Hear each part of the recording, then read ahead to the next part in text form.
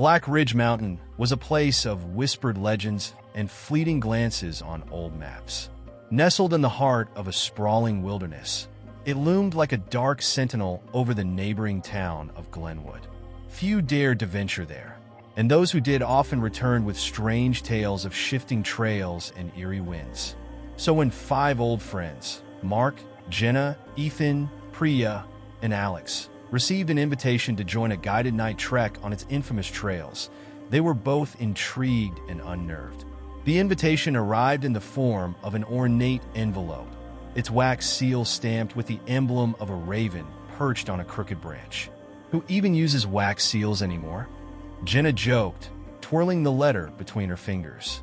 They were gathered at Priya's apartment, sipping wine and debating whether this bizarre proposal was worth considering.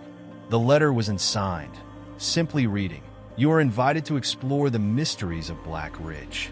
A guide will meet you at the base of the mountain at 9 p.m. on the eve of the blood moon. What you find there will change you forever." "It's probably some weird PR stunt," Alex said, leaning back on Priya's couch. "Maybe a new escape room company or something." Mark, ever the skeptic, shook his head. "Doesn't sound like a stunt. Who would go to all this trouble without taking credit? Besides, why us? We're not exactly adventurers." Priya set her glass down, her brow furrowed. "It's true we haven't been together in years. This feels intentional, like someone knows us." It was true. The 5 of them had been inseparable in college, but life had pulled them in different directions. Mark, the cautious realist, became an accountant. Jenna, sharp and witty, worked in journalism. Ethan, a dreamer, spent his days as a struggling musician. Priya ran her own photography studio, while Alex, always the life of the party, bounced between jobs but kept the group tethered with his relentless charm. Their once strong bond had faded, and now this mysterious invitation felt like a summons to rekindle what was lost. The decision to go wasn't unanimous, but curiosity eventually outweighed caution. One night, Ethan said, grinning, "What's the worst that could happen?" The evening of the trek arrived, and the group met at the base of Black Ridge where the trailhead began. The air was crisp, and the blood moon, an ominous red orb, hung low in the sky, casting an eerie glow over the forest. They were met by a guide, a wiry man dressed in dark, weathered clothing. His face was partially obscured by a wide-brimmed hat, but his voice was gravelly and firm. "Welcome," he said, his words clipped. "The mountain is ready for you." "Ready for us?" Priya asked, but the guide offered no further explanation. He simply turned and began walking, his lantern cutting through the encroaching shadows. The trail was narrow and twisted, bordered by towering pines that seemed to lean inward, as if eavesdropping on their conversation. Despite the chill in the air, the group felt an uneasy warmth, as though the mountain itself was breathing, its exhalations brushing against their skin. The guide walked ahead, silent except for the crunch of boots on gravel, while the friends whispered among themselves. "Anyone else feel watched?" Jenna asked, clutching her jacket tighter. "It's just the woods," Ethan replied, though his voice betrayed his unease. "They always feel alive at night." As the trail steepened, the group fell into a tense silence. The guide paused at a fork in the path, holding his lantern high to illuminate an ancient wooden sign. The words were barely legible, but the group could make out 2 arrows, one pointing to Summit, the other to Hollow. Without hesitation, the guide chose the path marked Hollow. "Why not the Summit?" Mark asked, but the guide didn't respond. He simply pressed on, his pace quickening. The friends exchanged uncertain glances before following. The air grew heavier, and the forest seemed to thicken, the trees pressing closer together.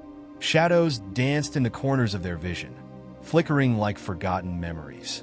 As they walked, the guide began to hum a low, mournful tune, the sound resonating in the stillness. The first hint of doubt began to creep into their minds. Who had sent the invitation? And why had they agreed to come? The guide's humming grew louder, more discordant, as though it was not meant to comfort but to warn. They had only just begun their journey, but already the mountain was watching. The trail to Hollow grew darker with every step, as though the blood moon's light was being swallowed by the forest. The once crisp air turned damp, carrying a faint metallic tang. The guide's humming had stopped, replaced by the rhythmic creak of his lantern swaying in the windless gloom. No one dared break the silence, though the tension among the friends was palpable. Jenna walked near the back of the group, her journal tucked under her arm. She had brought it intending to document the experience for an article, but now her hands trembled too much to write. "This feels wrong," she finally whispered to Priya, who walked beside her. "The trees, the air.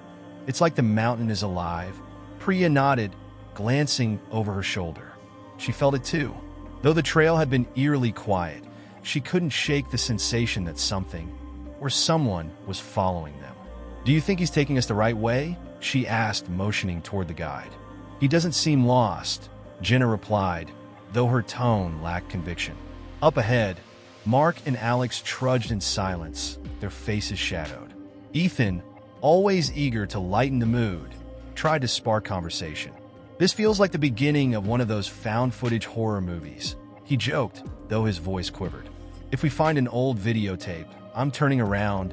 No one laughed. The group reached a clearing, where the trees parted to reveal a desolate expanse of rock. In the center stood a single gnarled tree, its leafless branches clawing at the sky. At its base, there was a pile of stones arranged in a crude circle. The guide stopped and turned to the group. "Rest here," he said, his voice low and deliberate. "The hollow requires patience." "What does that even mean?" Alex asked, his frustration bubbling over. "You've been leading us deeper into nowhere, and now we're just supposed to sit here." The guide ignored him and began inspecting the stones. His movements were deliberate, almost reverent. Priya took the opportunity to snap a few photos, her flash momentarily illuminating the tree. When the light faded, she froze. "Did anyone else see that?" she asked, her voice sharp. "See what?" Mark asked, stepping closer. "The shadow," Priya whispered, her eyes locked on the tree. "There was someone standing there. Probably just your imagination," Ethan said, though he stepped away from the tree. Before anyone could respond, a gust of wind howled through the clearing, scattering the stones and extinguishing the guide's lantern. The group was plunged into darkness, the blood moon's glow barely penetrating the thick canopy above. A faint rustling sound grew louder, circling them like an unseen predator. "Stay together," the guide commanded, his voice cutting through the chaos. But the rustling intensified, becoming a cacophony of snapping branches and heavy breathing.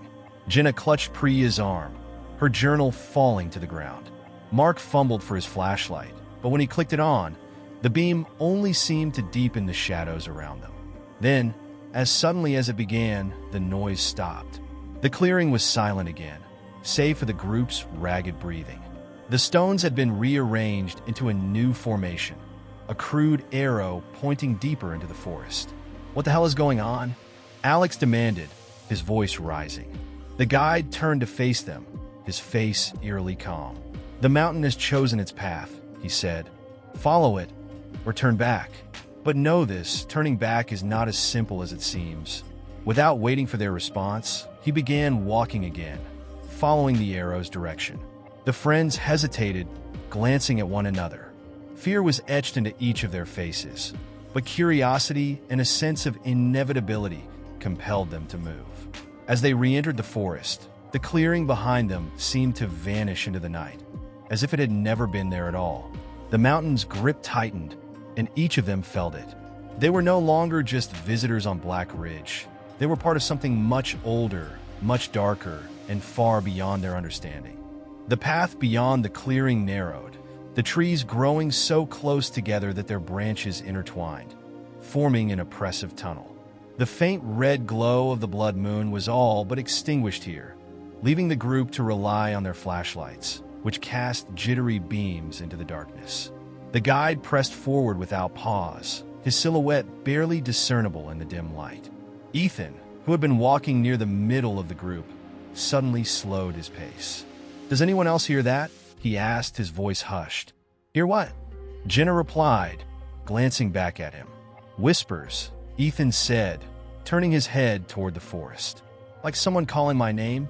The others stopped, straining to listen, but all they heard was the rustling of leaves in the still air. "It's probably just the wind," Mark said, though his tone suggested he didn't believe it himself. "No, it's not the wind," Ethan insisted. He stepped off the trail, his flashlight beam sweeping the underbrush. "It's coming from over here." "Ethan, don't," Priya said sharply, her voice tinged with panic. But Ethan didn't respond. He moved deeper into the trees, his flashlight flickering as if the forest itself was trying to extinguish it. The others called after him, but the whispers seemed to drown out their voices. Finally, Alex ran after him, grabbing his arm and pulling him back to the group. "Don't want her off," Alex said firmly. "Whatever's out there, it's not worth finding." Ethan nodded reluctantly, his face pale. "I swear I heard someone calling me. It sounded like my mom." "Your mom lives 3 states away," Jenna said, her voice trembling. "Let's just stick together, okay?" They resumed their march, the unease hanging over them like a storm cloud. The path began to descend, and the air grew colder. The guide paused occasionally, tilting his head as though listening to something unseen. At one such stop, Priya couldn't help but ask, "What are you listening for?" "The mountain speaks," the guide said cryptically. "You do well to heed its warnings." Before Priya could press further, a distant scream pierced the stillness.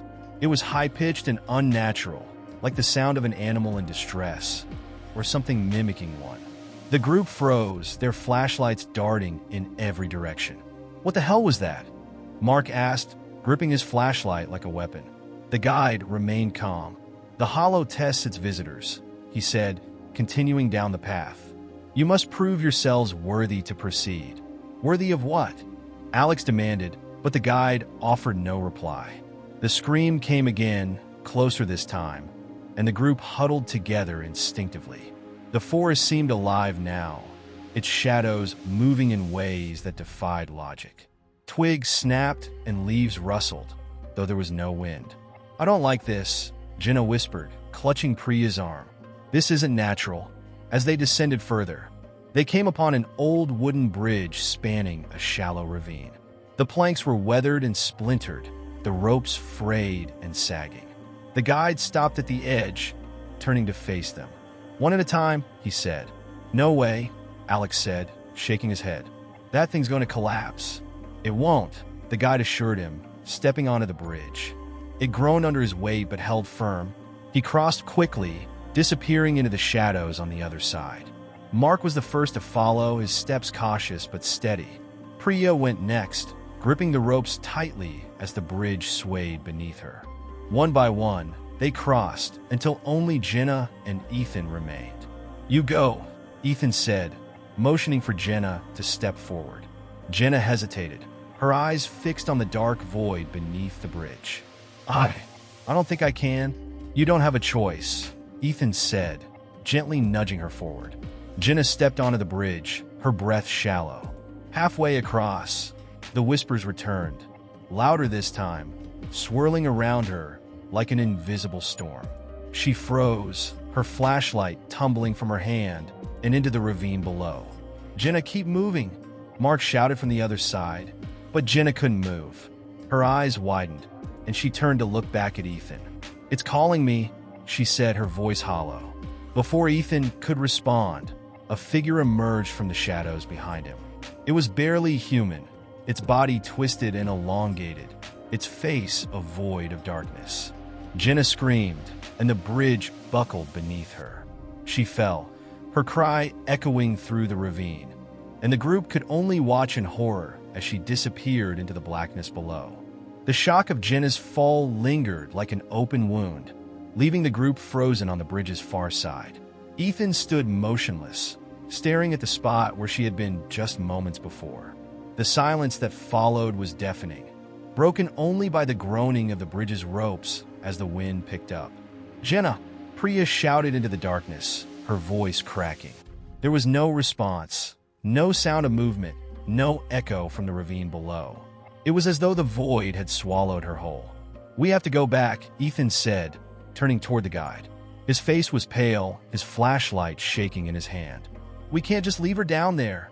The guide's expression was unreadable, his face hidden in shadow. She is beyond your help, he said, his voice calm, almost detached. The Hollow has claimed her. What the hell does that mean? Mark demanded, his voice filled with fury. He stepped forward, jabbing a finger at the guide's chest. You brought us here. You're responsible for this. The guide didn't flinch. She made her choice, he replied, his tone firm but devoid of emotion. And now so must you. Move forward or risk sharing her fate. Ethan shook his head, his hands gripping his hair in frustration. This is insane. None of this makes any sense. We need to. Another scream cut him off, this one low and guttural, rising from the ravine below. It was unlike anything they had heard before, a sound that seemed to burrow into their bones. Priya clutched Alex's arm, her nails digging into his skin. She's still alive, Priya whispered, though the terror in her voice betrayed her hope.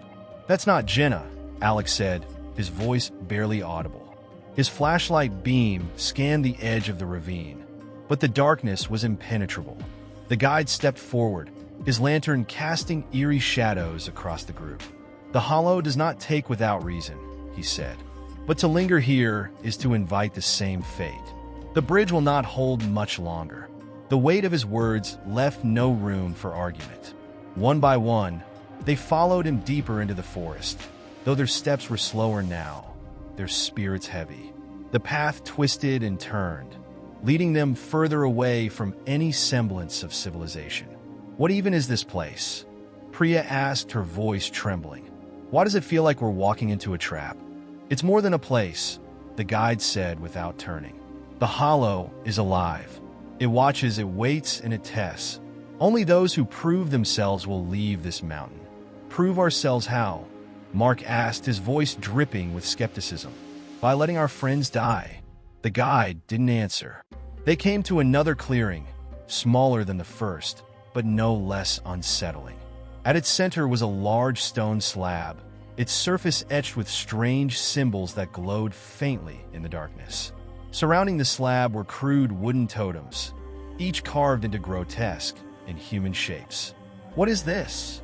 Priya asked, her voice barely above a whisper. The next trial, the guide said. He stepped toward the slab, his movements deliberate.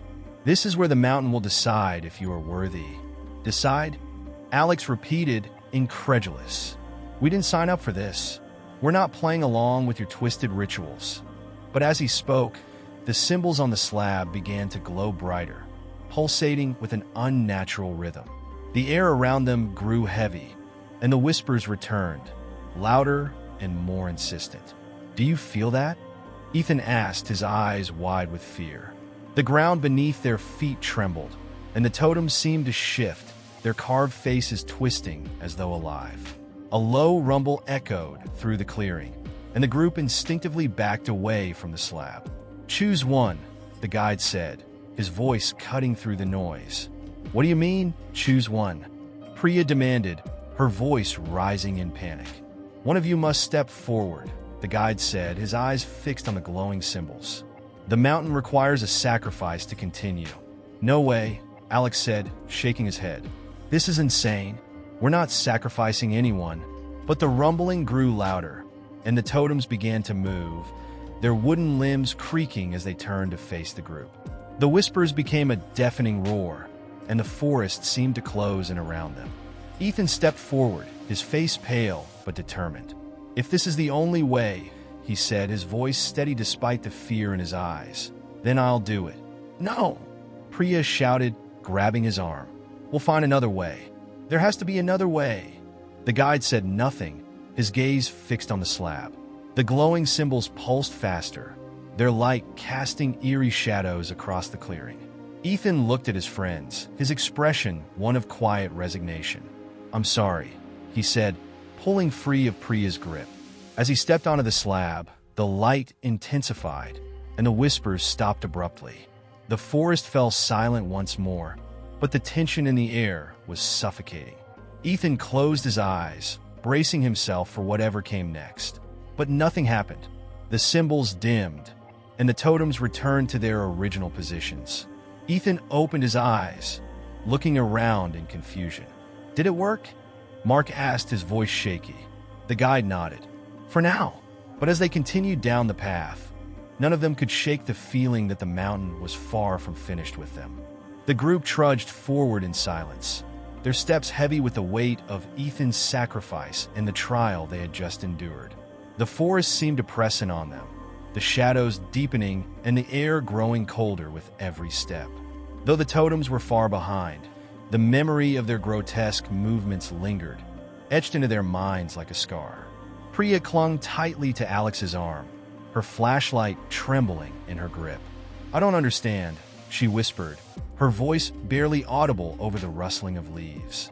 "What kind of place demands this? What happens if we don't finish whatever this game is?" Ethan, walking ahead of them, didn't respond. He had been quiet since stepping off the slab, his expression blank, his eyes distant. Priya glanced at him, concern etched on her face. "Are you okay, Ethan?" she asked, but he didn't look back. The guide, ever calm and composed, stopped abruptly. "We are entering the second threshold," he announced, his lantern casting long shadows across the narrow path. "The mountain has taken notice of your resolve. It will test your minds next." Mark let out a bitter laugh, his nerves fraying. "Great, because the first trial wasn't traumatizing enough." The guide turned to him, his face stern. "This is not the time for mockery. The Hollow is merciless to those who disrespect its will." As the group hesitated, an unnatural fog began to roll in, curling around their legs like ghostly tendrils. The air grew damp, and the scent of decay filled their nostrils. Priya coughed, covering her mouth with her sleeve. "What is that smell?" The guide didn't answer, instead motioning for them to continue. The fog thickened, obscuring the path ahead, and the group huddled closer together. Their flashlights barely penetrated the dense mist, and every sound seemed amplified. The snap of a twig, the distant hoot of an owl, the faint rustle of unseen creatures. Then they heard it, a voice, faint and distorted, rising from the fog. "Help me!" Priya froze, her heart pounding. "Did you hear that?" Alex nodded, his face pale. "It sounded like Jenna." "No," Ethan said abruptly, his voice louder than necessary. "It's not her. It can't be her." The voice came again, clearer this time. "Please, I'm down here, help me." Mark looked at the guide, his expression desperate. "What is this? Is she alive? Did she survive the fall?" The guide's eyes narrowed. "Do not listen to it. The Hollow plays tricks. It knows your fears, your weaknesses. That is not your friend." But the voice grew louder, more insistent. "Ethan, Alex, I'm so cold, please." Priya took a step forward, her instincts pulling her toward the sound. "What if it's really her?" she asked, tears streaming down her face. "What if she's alive, and we're just leaving her?" Ethan grabbed her arm, his grip firm. "It's not her," he said through gritted teeth. "It's lying." Before anyone could respond, the fog parted just enough to reveal a figure in the distance.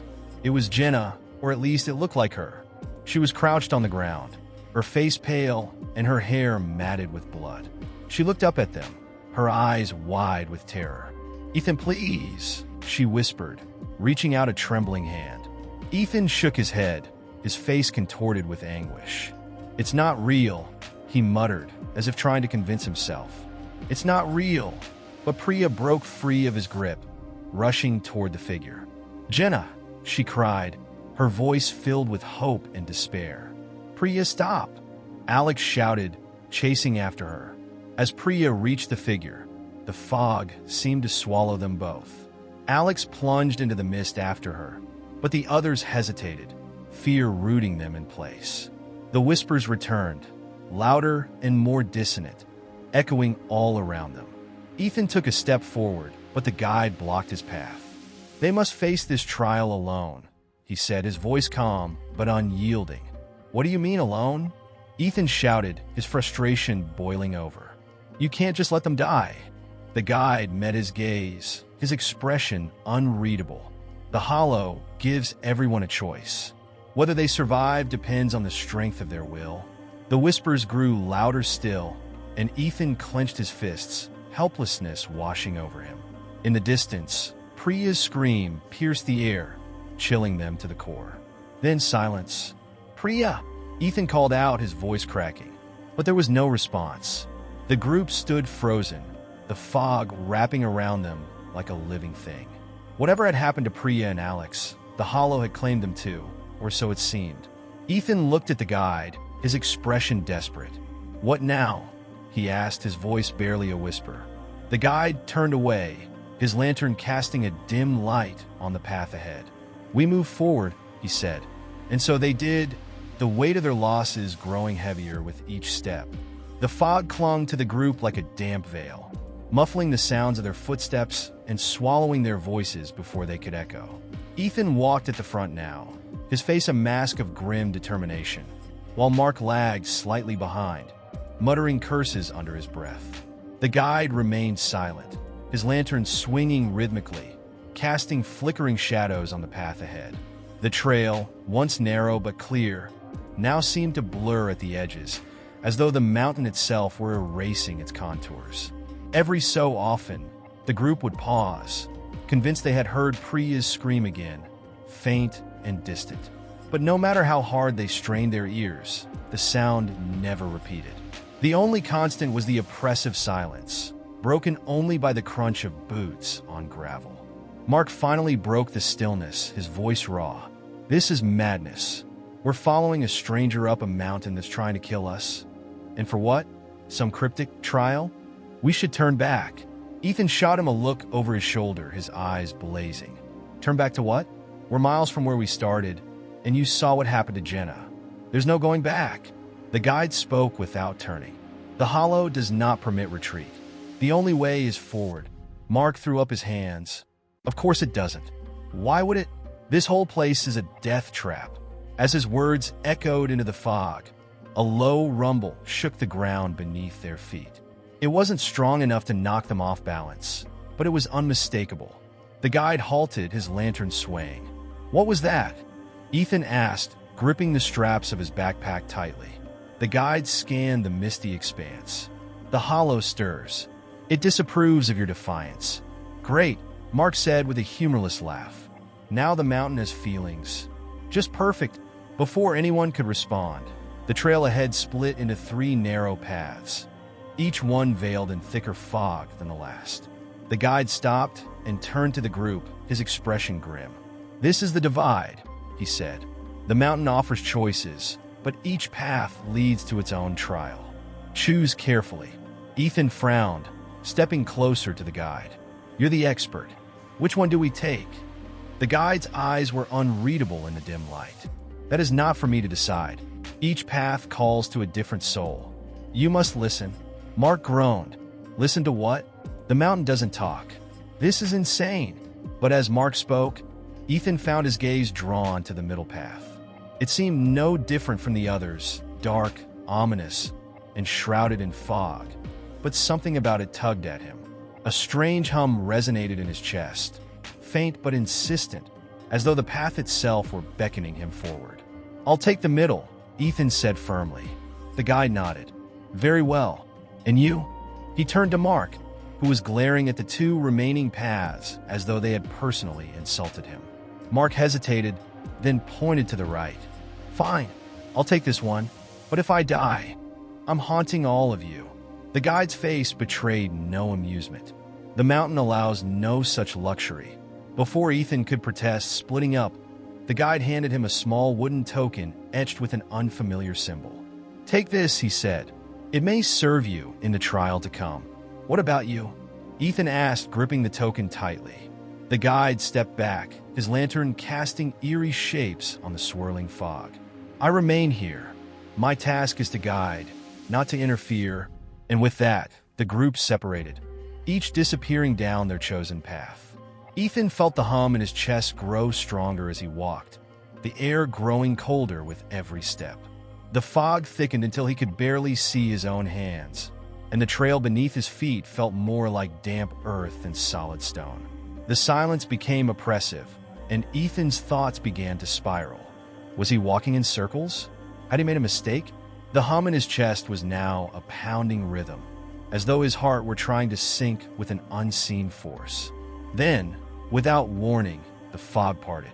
Ethan stumbled into a clearing, his breath catching in his throat. In the center stood a towering stone obelisk, its surface covered in glowing runes. The air around it thrummed with energy, and at its base lay something that made his blood run cold: a photograph. It was a picture of him, Alex and Priya, taken just a week ago. Ethan stepped closer, his hands trembling as he picked up the photograph. The image began to shift, the smiling faces distorting into grotesque caricatures. He dropped it with a cry, stumbling backward as a voice echoed from the obelisk. "You cannot escape what you carry," it said, low and resonant. "Face it, or be consumed." The clearing grew darker, the shadows twisting into humanoid shapes that advanced toward him. Ethan's pulse quickened as he realized that each shadow bore a familiar face. Alex, Priya, Jenna, even himself, all staring back at him with hollow eyes. As the shadows closed in, Ethan clutched the wooden token. The runes on the obelisk pulsed brighter, and the voice spoke again. "The choice is yours. Light or shadow. Life or oblivion." Ethan's scream echoed through the mountain as the clearing plunged into darkness. The darkness surrounding Ethan was not just the absence of light, but something alive, pressing against his skin and whispering into his ears. He couldn't see the clearing anymore, couldn't see the obelisk or the shadowy figures that had advanced toward him. He clutched the wooden token, its surface rough and warm against his palm, and felt a faint pulse emanating from it, like a heartbeat. "Ethan," a voice hissed from the black void. It was Priya's voice, unmistakable and sharp, laced with fear and accusation. "Why didn't you save me?" He turned instinctively, though he knew he couldn't see her. "Priya? Where are you?" he called, his voice trembling. The reply came from a different direction, softer now, almost teasing. "I'm right here, but you've always been too blind to see what's in front of you." Ethan stumbled forward, his hands stretched out in the hope of finding something solid. The darkness seemed to ripple around him, the voices multiplying and overlapping. They weren't just Priya's anymore. He heard Alex laughing cruelly, Jenna's broken cries, and his own voice, shouting words he didn't remember speaking. "You were always so self-righteous," another voice sneered, low and venomous. "Always the hero, always in control. But look at you now." He wanted to run, but the ground beneath him felt as though it were shifting with every step, sucking at his boots. Desperation clawed at his chest as he clung tighter to the token, willing it to do something, anything, to dispel the encroaching madness. The pulse from the token grew stronger, and with it, a faint light flickered in the distance. It was dim and wavering, like a candle struggling against the wind, but it was enough to give Ethan a direction. He stumbled toward it, ignoring the voices and the mocking laughter that pursued him. As he drew closer, the light took shape, resolving into a small, ancient lantern identical to the one carried by the guide. It hung suspended in midair, its glow casting long shadows on the ground. The air around it was thick and heavy, but the oppressive darkness seemed to recoil from the light, hissing like a living creature. Ethan reached for the lantern, but as his fingers brushed against it, a searing pain shot through his hand. He recoiled with a gasp, cradling his palm. The token in his other hand burned hot, and when he glanced down, he saw that its surface now glowed with faint, intricate symbols. "You're not ready," a voice said, and Ethan froze. This one was different, calm, deliberate, and devoid of malice. It seemed to come from everywhere and nowhere at once. "Ready for what?" Ethan demanded, his voice breaking. "To see, to understand." The lantern flickered, and suddenly the darkness peeled away like a curtain being drawn back. Ethan found himself standing in the clearing once more, but it was different now. The obelisk had crumbled, its ruins scattered across the ground, and the photograph was gone. In its place stood a figure cloaked in shadow, its form shifting and indistinct. The figure raised an arm, pointing toward Ethan. "You seek answers, but the truth is not kind. Are you prepared to sacrifice what remains of your certainty?" Ethan's grip on the token tightened as he forced himself to meet the figure's gaze, or where its gaze might have been. "I don't care about certainty," he said through clenched teeth. "I just want to survive." The figure laughed, a deep, resonant sound that seemed to echo from the very bones of the mountain. Survival is not enough. Not here, not in the hollow. Before Ethan could respond, the ground beneath him lurched violently, and he fell to his knees. The clearing began to dissolve, the edges fraying and unraveling like fabric caught in a storm. The figure dissolved with it, but its voice lingered, fading into a whisper. Beware the choice you made. It binds you now, in ways you do not yet comprehend. And then Ethan was alone again, the clearing gone, the mountain silent. Only the token in his hand remained, its glow faint but steady, a fragile lifeline in a world that seemed intent on unraveling him piece by piece. The mountain seemed quieter now, its silence unnatural and suffocating. Ethan stood frozen, gripping the glowing token like it was the last tether to reality. The figure's ominous words echoed in his mind, twisting his thoughts into knots. It binds you now, in ways you do not yet comprehend. What choice had he made? What had he agreed to when he touched the token? The clearing was gone, replaced by a narrow, winding trail that hadn't been there before. The air smelled faintly of damp moss and decay, and the wind whispered faint, indecipherable words. Ethan knew that retracing his steps was impossible. The mountain had shifted, warping the landscape into something alien. Reluctantly, he began to follow the trail. Each step felt heavier than the last, as though the earth beneath him was trying to pull him down. His mind raced with fragmented thoughts. Priya's disappearance, the strange obelisk, and the shadowy figure's cryptic warnings. The weight of the token in his hand felt unnatural, as if it were alive, its faint pulse a reminder of the bargain he hadn't meant to make. The path twisted and turned, leading Ethan to a small plateau that overlooked a vast chasm. The view was staggering. The chasm yawned like a wound in the mountain, its depths obscured by a swirling mist that seemed to pulse with a faint, malevolent light. On the other side, he could make out a structure, an ancient, weathered temple carved directly into the mountainside. At first glance, the temple appeared abandoned, but as Ethan squinted through the mist, he noticed faint flickers of movement. Shadows darted along the edges of the structure, too quick to identify, but enough to send a shiver down his spine. He couldn't shake the feeling that the temple was watching him, its dark windows like hollow eyes. The only way across was a rickety wooden bridge that swayed precariously in the wind. The planks looked aged and brittle, barely wide enough for a single person. Below, the chasm stretched endlessly, the mist roiling like a living thing. Ethan hesitated, his instincts screaming at him to turn back, but the token in his hand grew warmer, its glow intensifying. It was guiding him forward, pulling him toward the temple like a magnet. Taking a deep breath, he stepped onto the bridge. The wood groaned under his weight, and the entire structure swayed violently, but it held. With each step, the wind grew stronger, tugging at his clothes and threatening to tear him off the bridge. The mist below seemed to rise, tendrils of it curling around the ropes as if testing their strength. Ethan forced himself to focus, his heart pounding as he inched forward. Halfway across, a piercing scream shattered the silence. It came from somewhere below, echoing up from the depths of the chasm. Ethan froze, his breath catching in his throat. The scream didn't sound entirely human. It was a warped, guttural wail, like the sound of something being torn apart. Suddenly, the bridge shook violently, as if something massive had struck it from below.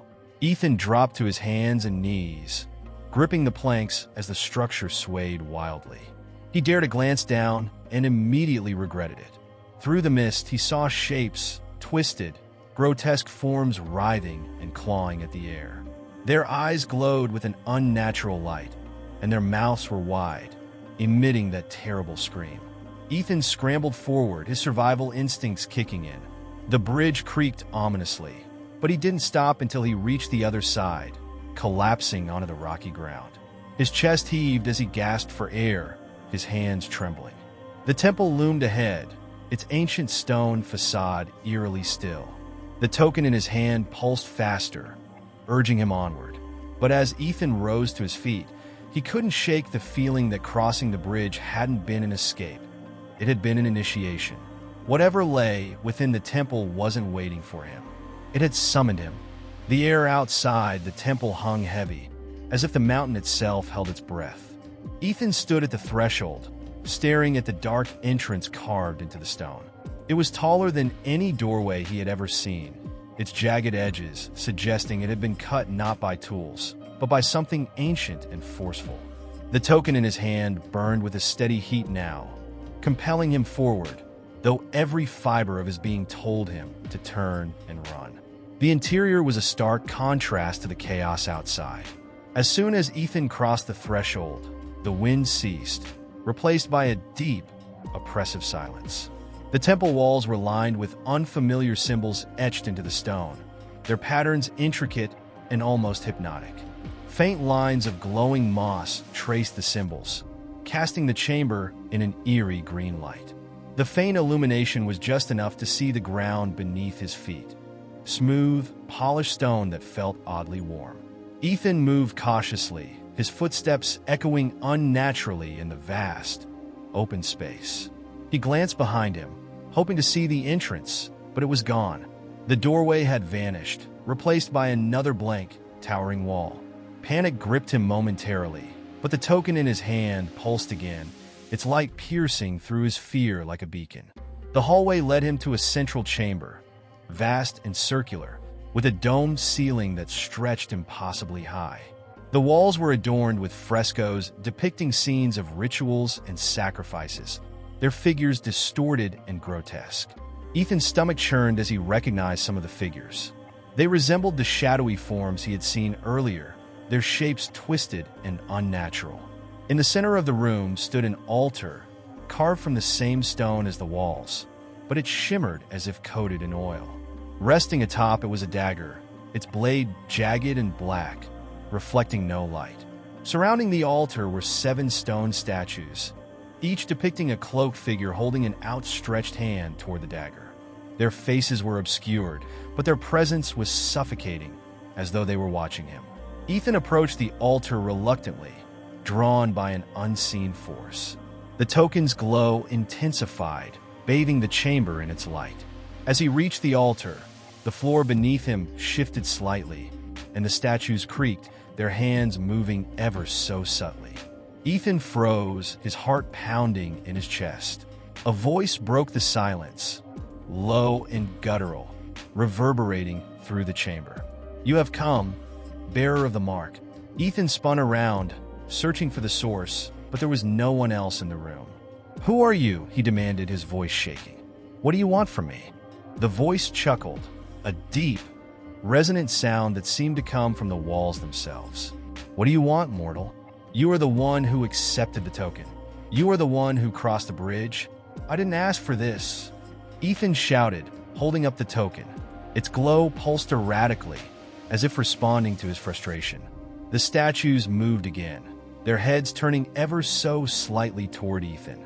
The voice grew louder, more commanding. "No one comes to the hollow without purpose. Your desire brought you here, though you may not yet know its shape. The mountain tests all who enter, and the price must be paid." Ethan stepped back, his gaze darting between the statues and the altar.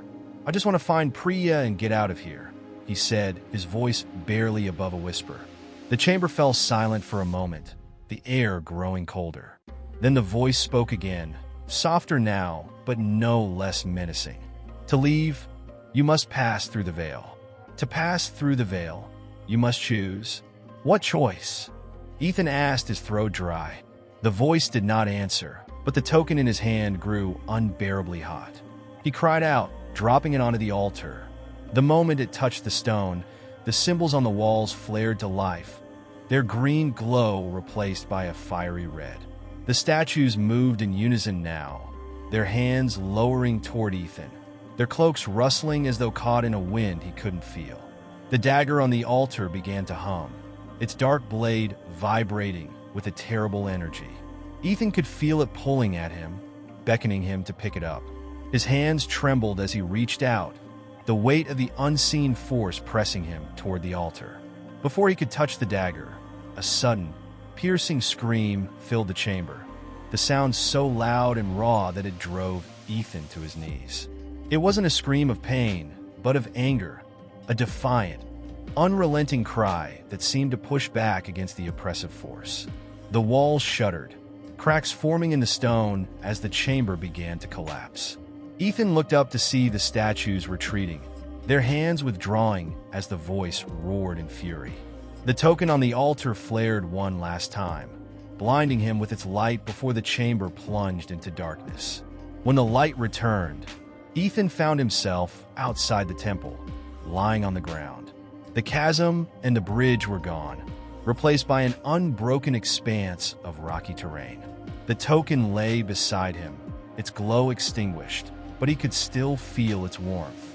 The mountain was silent again, but Ethan knew the silence was temporary. Whatever force had brought him here was not finished with him yet. Ethan rose to his feet slowly, his mind swirling in confusion and fear. The ground beneath him felt solid, but the unsettling sense that he had crossed some invisible line persisted.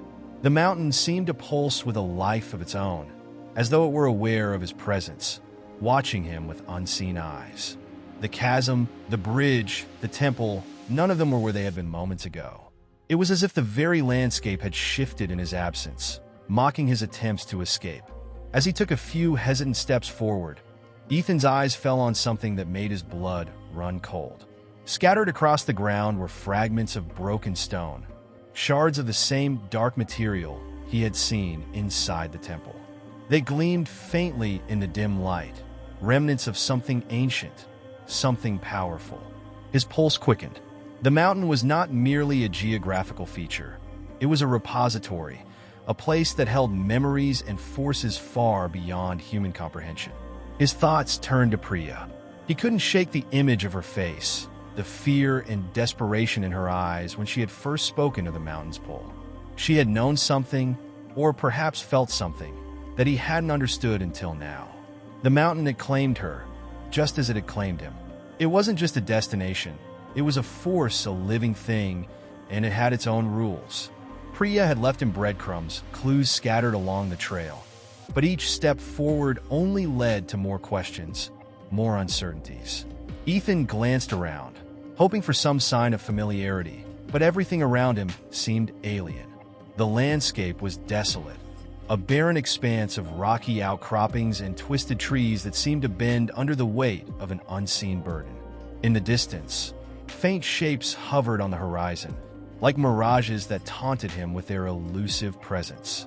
There was no clear path forward, only an overwhelming sense of directionlessness. A cold gust of wind swept through the air, bringing with it the scent of damp earth and decay.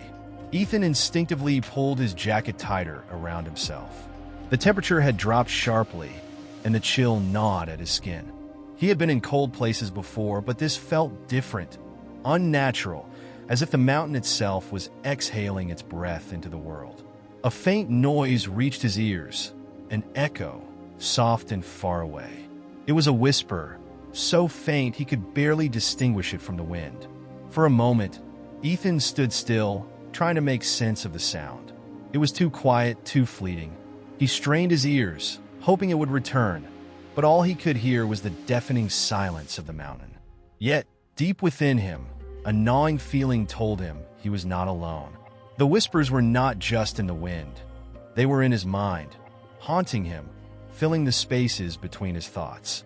Suddenly, the ground beneath his feet trembled, a low vibration spreading through the rock. Ethan's heart skipped a beat. He had felt this before, deep within the temple, a sensation that warned of something ancient and powerful stirring beneath the surface. The air around him crackled, and the whispers returned, louder this time, almost intelligible.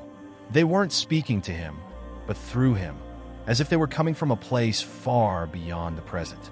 The fragments of stone around him began to move, shifting slightly as if alive, responding to an unseen force. They arranged themselves into a pattern, a symbol, perhaps, or a message. Ethan's eyes widened as he recognized something in the arrangement, something familiar. It was a symbol he had seen etched into the walls of the temple, a recurring motif that seemed to represent an eye, watching, always watching. The symbol glowed faintly, pulsing in time with the whispers. The sensation of being observed intensified. It was no longer just the mountain or the temple. It was something older, something that had been waiting. Ethan's breath quickened as the ground shook again, this time more violently. He staggered, his balance faltering as the earth seemed to buckle beneath him. In the distance, the faint shapes he had seen earlier began to take form. Figures, blurred and indistinct, but undeniably present. They were moving toward him. Instinctively, Ethan backed away, but the movement of the figures seemed to correspond with his every step. They were closing in on him, their presence undeniable, their forms flickering in and out of focus. The whispers became clearer, coalescing into fragmented sentences, fragments of voices, memories, long-forgotten words. They spoke of a pact, a debt, an ancient curse. His mind raced, trying to make sense of what was happening. He had crossed a line, entered into something beyond his understanding, and now there was no escape. The figures were no longer distant. They were here, in the present, their intentions unclear but undeniably malevolent. With a final, guttural cry, one of the figures stepped forward, its outline shifting as if it were made of smoke. The whispers rose to a crescendo, deafening in their urgency, and Ethan felt a cold hand grasp his wrist. He screamed, his vision blurring, and for a moment, it felt as though the entire mountain was closing in on him.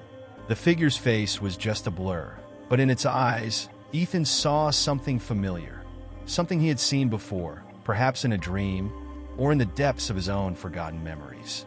And then, everything went black. When Ethan regained consciousness, the world around him seemed entirely altered. His surroundings were suffused with an eerie stillness, a silence so profound that it felt as if the very air had been drained of sound. His first instinct was to move, to escape whatever force had laid claim to him. But his limbs felt heavy, unresponsive. He was lying on the cold, uneven ground, his back pressed against something jagged and rough. Slowly, his body seemed to regain its senses, and he pushed himself up, feeling the sharp sting of pain in his side as he did. The landscape before him was unervingly foreign. The dark, desolate beauty of the mountain had given way to something far more unsettling. He was no longer on the path, nor anywhere near where the temple had stood. Instead, he found himself in a cavernous space, the walls of which were lined with the same dark stone he had seen earlier, etched with symbols, glowing faintly in the dim light. The air was thick with a sense of foreboding, as though this place existed outside of time and space. Ethan's heart raced as he pushed himself to his feet. His head throbbed painfully, and his thoughts were clouded. The events of the past hours, perhaps days, were a blur, a fevered haze that seemed impossible to reconcile. The whispers, the figures, the sense of being pursued, it all felt like a distant dream, but the residual tension in his body told him otherwise. This was no dream. This was real, and whatever force had drawn him here was still watching. He turned in a slow circle, taking in his surroundings. The cavern was vast, stretching far beyond the reach of his vision, but there were signs of life. Faint, flickering lights in the distance, like fireflies that refused to be pinned down. They danced on the edges of the cavern, taunting him, daring him to approach. It was as if they were leading him somewhere, though he had no idea where that might be. He felt the pull, the compulsion to move toward them, but a nagging suspicion gnawed at the back of his mind. Was this another trap? Another illusion set by whatever force governed this place? As he hesitated, the whispering returned. It was soft at first, like a breath against his ear, but then it grew louder, its words clearer, more distinct. "The truth lies beyond," the voice murmured, "but you must first face the past." Ethan froze, his breath catching in his throat. He had heard these words before, or something like them. The mountain, the temple. It was all connected, all part of some twisted narrative he couldn't yet comprehend. But the mention of the past struck him with a sense of dread. What past was the voice referring to? What had he forgotten? In the distance, the lights flickered again, this time more urgently. They beckoned to him, and despite the fear gnawing at him, he found himself walking toward them. His steps were slow, cautious, as if he were treading on fragile ground. The further he walked, the more oppressive the air became. The walls seemed to close in on him, the darkness pressing against his skin, whispering secrets that he wasn't ready to hear. Then, without warning, the path ahead split into two, one leading to the left, the other to the right. Both paths were dark, shrouded in an inky blackness that seemed to consume the light, but there was a faint, pulsing glow coming from the left. It was subtle, but it was enough to pull him forward. He reached the left path and, after a deep breath, stepped into the gloom. The air grew colder as he ventured deeper, and the whispers became more insistent, their words swirling around him like a tempest. He tried to focus on them, tried to decipher their meaning, but they were fragmented, like pieces of a broken puzzle. "It is not what it seems," one voice whispered, while another murmured, "The price of knowledge is steep." Suddenly, the path ahead widened, revealing a vast chamber. In its center was a stone pedestal, and upon it, a book, ancient and weathered, its pages yellowed with age. The book seemed to hum with an otherworldly energy, drawing Ethan toward it as if it were a magnet. His heart raced with a mixture of excitement and fear. Was this the truth he had been seeking? Was this the key to understanding what was happening to him? He approached the pedestal, his hand trembling as he reached for the book. As his fingers brushed against its surface, a surge of energy shot through him, and for a split second, he saw flashes, visions of people, places, and events that made no sense. They were fleeting, like fragments of a forgotten memory, but there was one constant. The symbol of the eye, the same one he had seen in the temple, now appearing in every vision, its gaze unblinking, all-seeing. The book opened of its own accord, its pages flipping rapidly until they stopped at a particular passage. Ethan's eyes widened as he read the words, the revelation crashing over him like a wave. The mountain, the temple, the voices, they weren't random. They were part of an ancient ritual, one that had been enacted countless times before. It was a cycle, a repeating loop of people drawn to the mountain, lured by its promises of power, only to be consumed by it. The truth hit him with brutal clarity. Priya, the figures in the distance, even the whispers, they were all connected. They had been here before, caught in the same trap, the same web. The mountain fed on their memories, their fears, and in turn, it created new ones, perpetuating the cycle endlessly. He wasn't the first to be drawn here, and he wouldn't be the last. With a sinking feeling in his chest, Ethan understood that there was no escaping the mountain. Not without sacrificing something, not without paying the price for the knowledge it offered. And that price was far steeper than he had ever imagined. As Ethan stepped back from the pedestal, the weight of the revelation hung heavily in the air.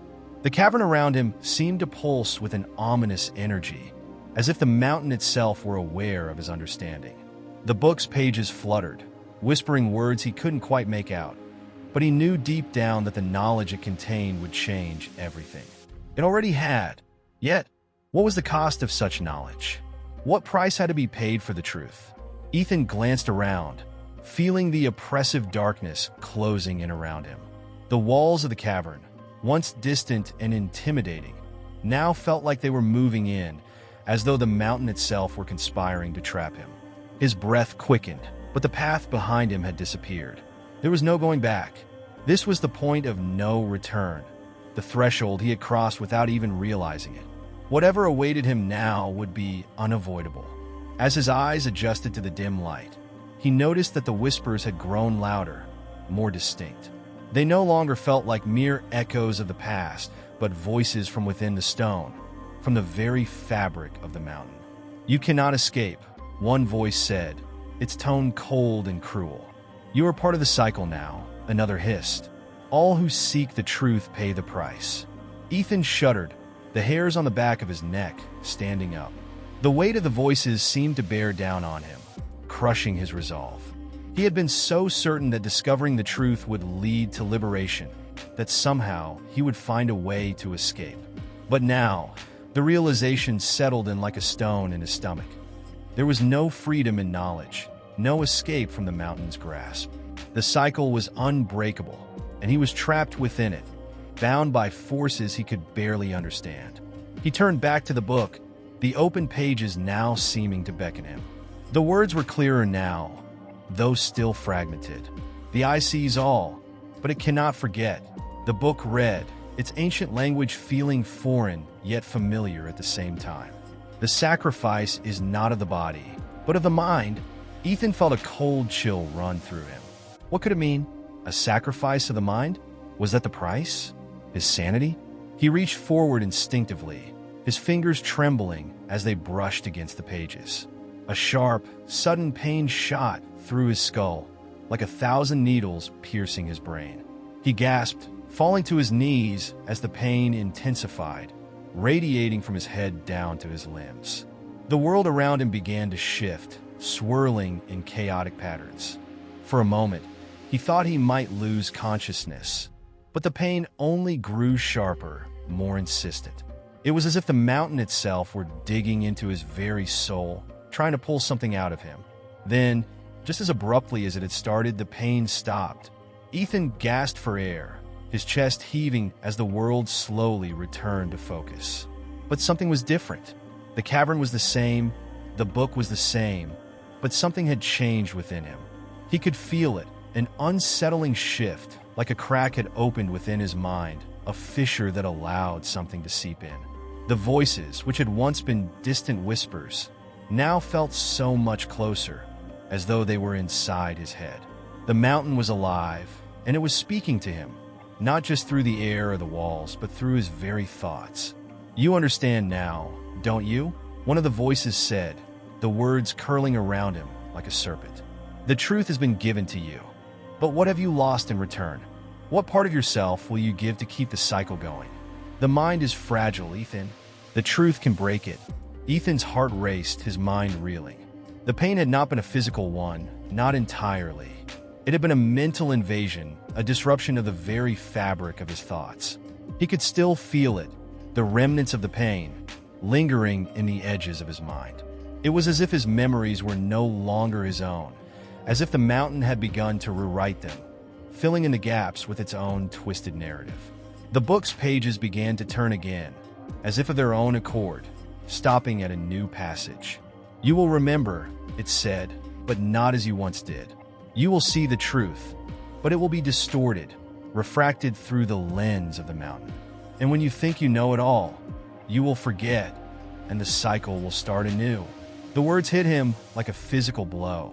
The idea of forgetting, of being caught in a loop where knowledge was both a gift and a curse, was too much to bear. How many others had come before him?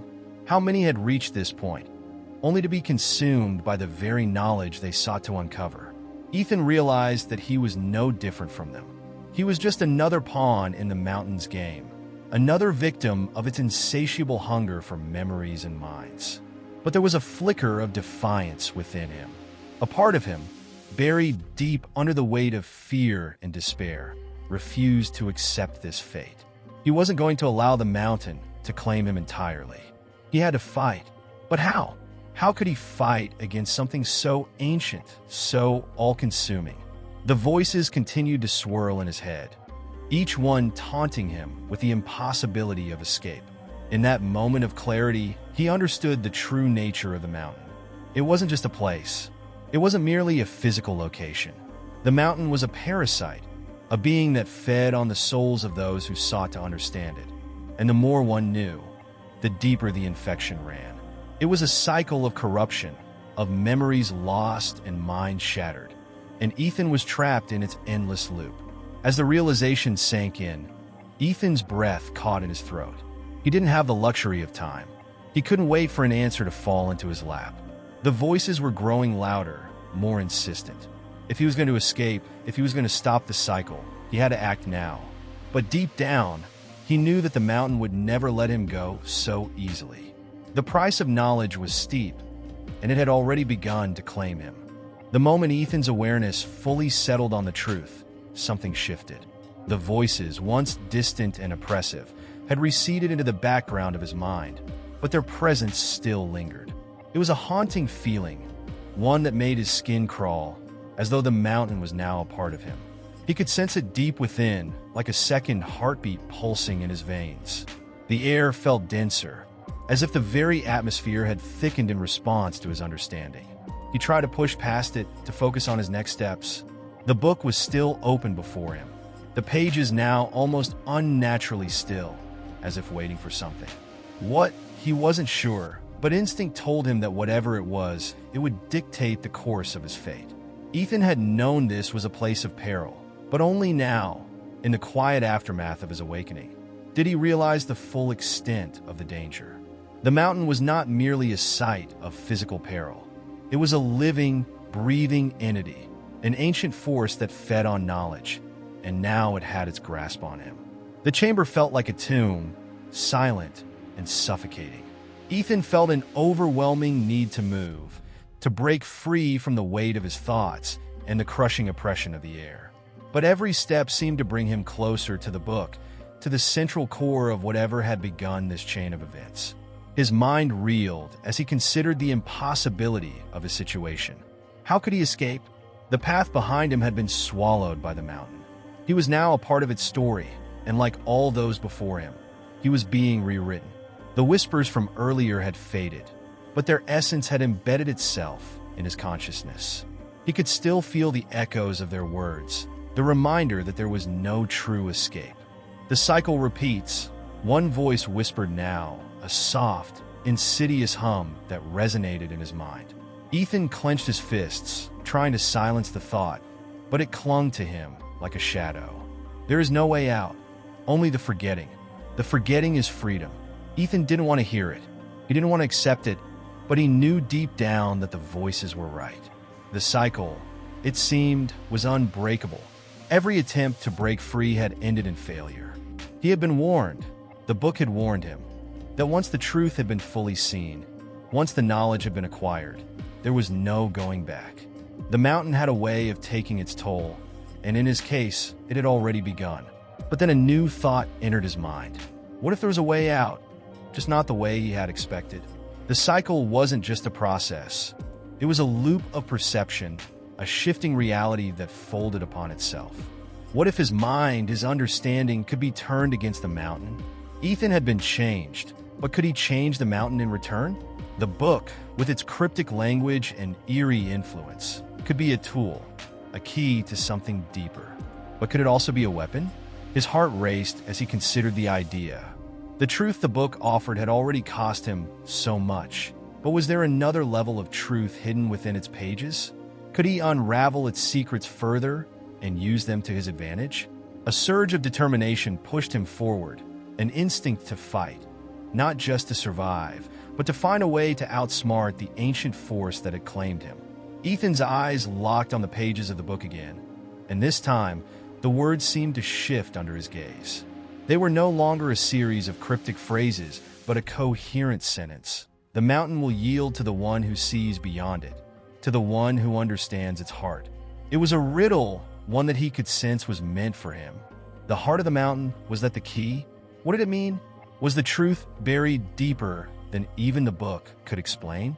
If he could uncover this heart, perhaps he could find a way to escape the cycle, to undo the damage that had been done.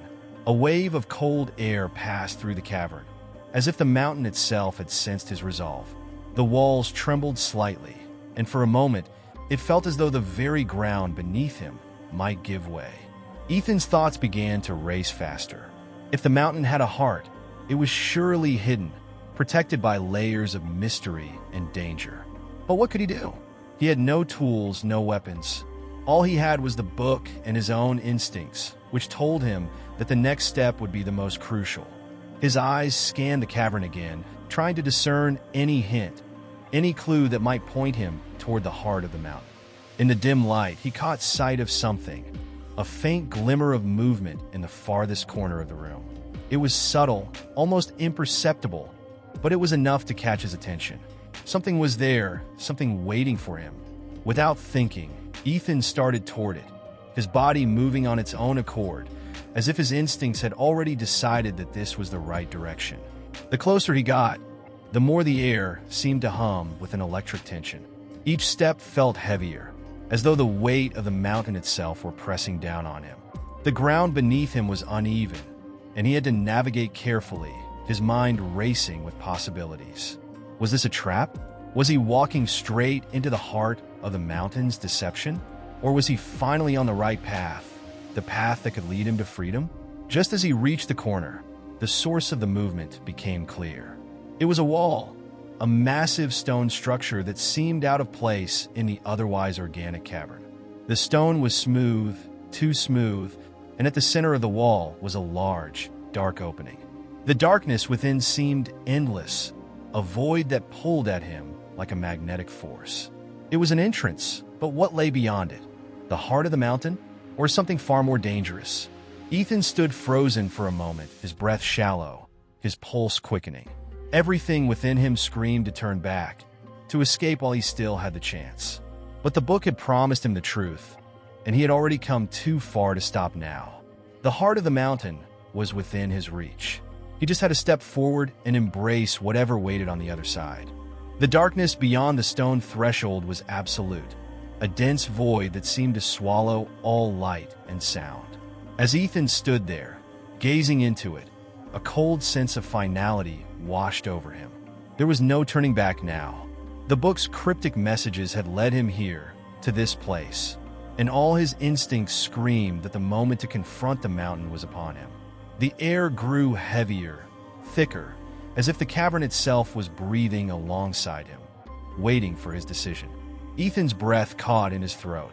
He took one tentative step forward, his shoes crunching against the jagged stones beneath him.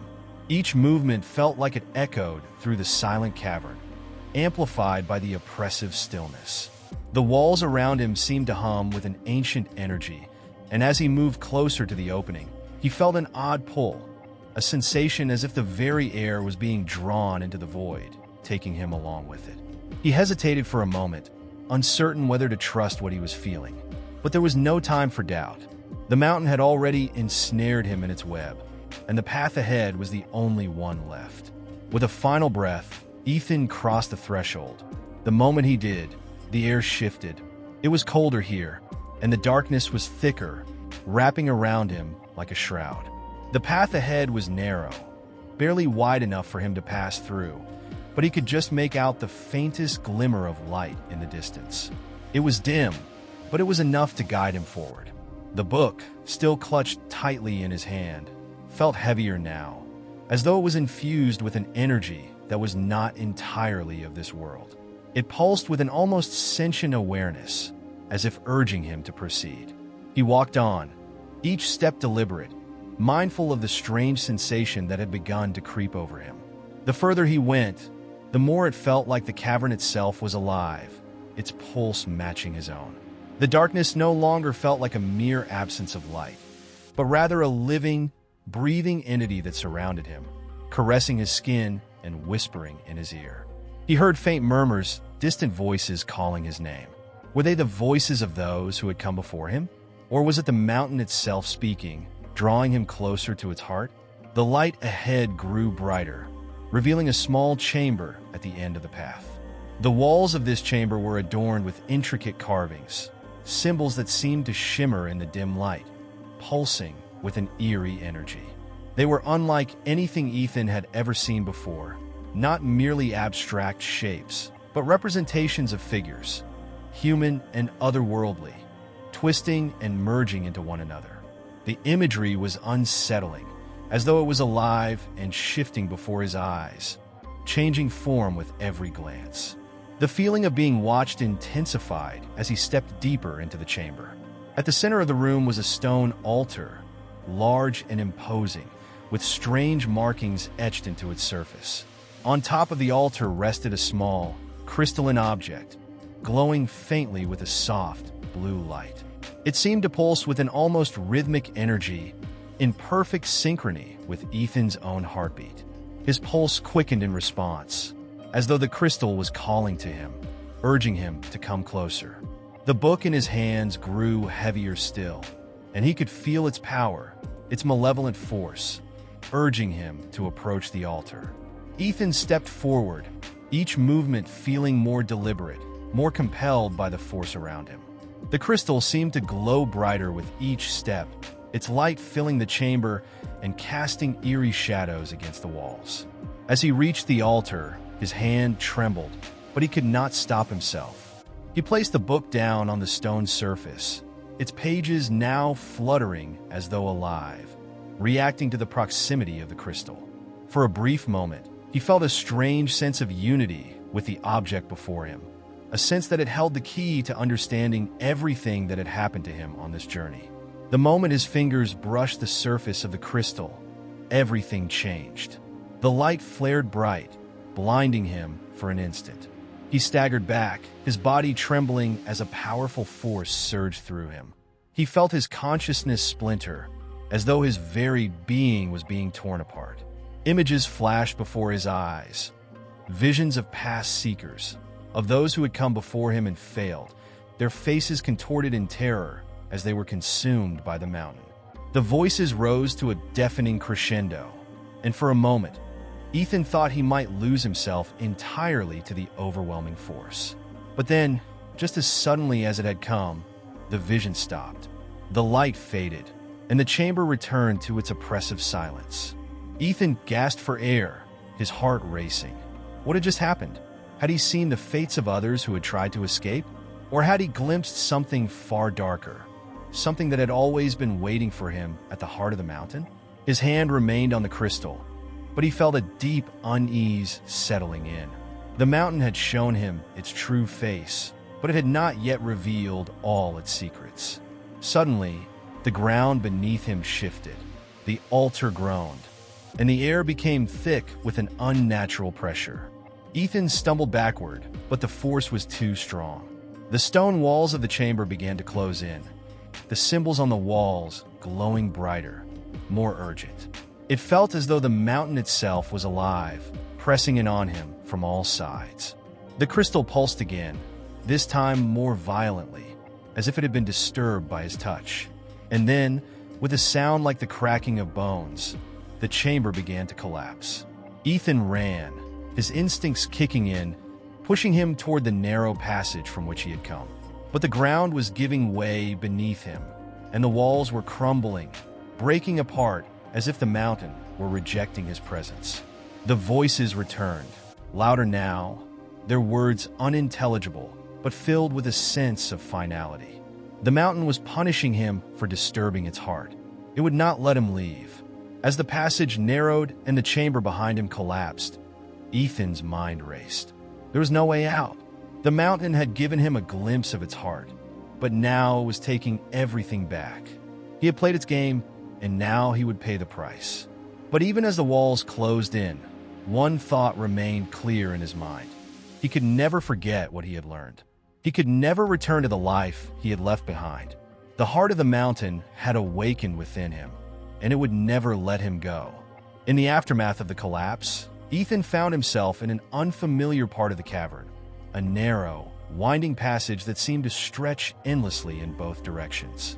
His heart pounded in his chest, adrenaline coursing through his veins, but his body moved on instinct, propelled by fear more than reason. He didn't look back.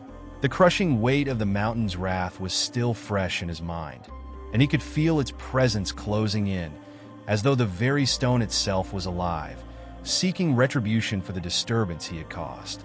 His breath came in ragged gasps, his legs aching from the frantic sprint.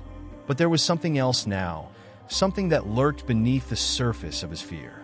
A heavy silence had settled around him, one that seemed to stretch out and wrap itself around him like a suffocating blanket. It was a silence that was not natural, not the kind that follows after a crash or an explosion. No, this silence was expected, as though the mountain was waiting, holding its breath, waiting for something to happen, waiting for him to make his next move. Ethan paused, pressing his back against the cold, smooth wall of the passage, his mind whirling. The crystal's pulsations had faded, but the strange sensation of being drawn toward it, the compulsion, the undeniable need to touch it, had not gone away. It still lingered in the back of his mind, tugging at his thoughts like an insistent whisper. He closed his eyes for a moment, trying to calm his racing heart, But all he could hear were those voices, distant, almost drowned in the silence, but unmistakable. They weren't the voices of the dead, like the ones he had heard earlier. These were different. These were the voices of people still living, and they were calling to him. Shaking his head to clear the fog that had descended over him, Ethan forced himself to focus. He couldn't afford to lose his mind now. He had to keep moving, keep pushing forward. But every step he took seemed to bring him deeper into the labyrinth of the mountain, as if the passageways were shifting, twisting, reforming themselves in response to his presence. The walls around him seemed to grow tighter with each step, and the air grew denser, almost viscous. There was no clear direction now, no obvious path to follow. The mountain had become a maze, one that seemed to mock him with its disorienting, ever-changing nature. After what felt like an eternity, Ethan stumbled into another open space, larger than the last chamber, but still dark and oppressive. The walls of the cavern here were lined with ancient-looking statues, their faces worn smooth by centuries of erosion. But their eyes still gleamed, reflecting the dim light in a way that made it seem like they were watching him. The statues were not human in shape. Their features were too elongated, their limbs too strange, their postures unnatural. Some were crouched low to the ground. Others stood tall with their arms raised in impossible angles. It was as though they were frozen mid-motion, caught in some horrific, eternal dance. The silence here was even more profound, a silence that seemed to wrap around him like a physical force. It was as though the very air had been drained of sound, leaving only the faintest echo of his own breathing. As he moved deeper into the chamber, he felt the temperature drop, a chill that seemed to seep into his bones. The air was heavy with something else now, something ancient, something not quite of this world. It made his skin crawl, made his hair stand on end. The statues felt alive, as though they were waiting for him to make the wrong move. The floor beneath him seemed to shift with each step, as though the stone was not as solid as it appeared. He stumbled slightly, catching himself against one of the statues, its cold surface sending a shock of icy sensation through his fingers. As he straightened up, something caught his eye. In the corner of the chamber, partially hidden in shadow, was a small altar, not unlike the one he had seen earlier. This one, however, was different. The markings on its surface were not carved into the stone, but seemed to be growing there, as if the stone itself was alive, shifting and changing before his eyes. Ethan felt a pull toward the altar, a familiar sensation that he had not expected to feel again. He had already learned the consequences of disturbing the mountain's heart, but the allure of the altar was undeniable. He could feel the energy emanating from it, a power so raw, so primal, that it made his heart race. Without thinking, he moved toward it, his steps driven by an unexplainable force, as though the mountain itself was guiding him to this moment. As he neared the altar, the air grew thicker, pressing against him with increasing intensity. The statues around him seemed to shift ever so slightly, their eyes following him with unnatural precision. The temperature dropped further, and the faint whispers he had been hearing before grew louder, more distinct. They weren't just words now. They were images, fleeting visions of people he didn't recognize, of places he had never been, of horrors he couldn't understand. And in the midst of it all, he heard his own name, a voice, deep and resonant, calling him toward the altar. He reached out, his fingers brushing the surface of the altar, and immediately the whispers stopped. The statues fell silent. The mountain seemed to hold its breath, waiting for the next moment. For the first time since entering this cursed place, the silence was not expectant. It was suffocating. The power he had felt earlier surged once again, but this time it was different. This time, it was as though the mountain itself was speaking to him, demanding that he give something in return for what he had taken. Ethan froze, his hands still pressed against the stone. He could feel the energy pulsing beneath his fingertips, growing stronger with every second. He had a choice. He could step away, leave the mountain behind, and try to escape before it consumed him completely. But as he looked around at the statues, at their eyes, still watching him with that strange, silent gaze, he realized that there was no escaping. The mountain had already marked him, and no matter what he did, it would not let him go. With a slow, deliberate motion, Ethan withdrew his hand from the altar, the pull of the mountain still lingering in his bones. The chamber was still. For a moment, he thought that nothing had changed, but then, in the farthest corner of the room, he saw it. Something moving, something that shouldn't have been there. Something that had always been there. The statues, now fully animated, were stepping down from their pedestals, advancing slowly toward him. The silence was gone. The mountain had spoken. Ethan stood frozen, his body rigid with fear, as the statues began to move. Their once immobile forms now shifted with an eerie grace, stepping down from their platforms and advancing slowly towards him. The air seemed to thicken, the temperature continuing to plummet with every passing moment. The stone figures, impossibly lifelike in their movements, were not human. Their elongated limbs and grotesque features distorted the very essence of what he had once thought to be natural. And yet, despite their alien appearance, there was an undeniable intelligence in their movements, a chilling awareness that was impossible to ignore. As they approached, Ethan's mind raced, struggling to comprehend the overwhelming reality of the situation. How had they come to life? What force was behind this unnatural transformation? He had seen the statues shift ever so slightly, as if they were responding to his presence, but he had never imagined that they could move, could think.